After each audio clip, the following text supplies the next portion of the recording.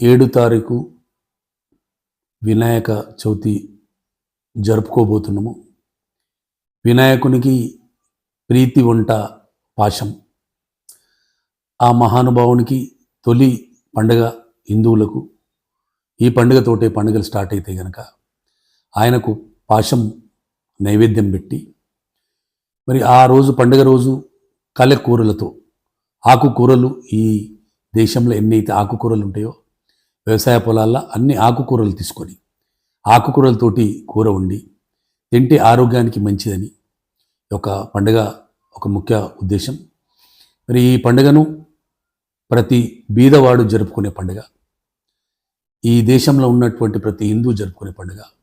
ఆ వినాయకుని ఆశీస్సులు ఈ ప్రజానీకానికి, భారతదేశానికి, తెలంగాణకు, షాద్నగర్ నియోజకవర్గానికి ఉండాలి.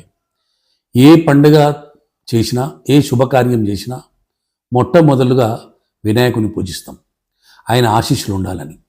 అదేవిధంగా తొలి పండుగను జరుపుకోవాలి, ఆయన ఆశీస్సులు ఉండాలి. ఈరోజు వర్షాలు బ్రహ్మాండంగా ఆయన కృపతోటి కురిసినాయి కనుక మంచి పంటలు పండించుకొని రైతాంగము బాగుంటేనే దేశం బాగుంటుంది. ఈ దేశాన్ని కాపాడుతున్న జై జవాన్ జై కిసాన్ కనుక మరి రైతాంగం బాగుండాలి.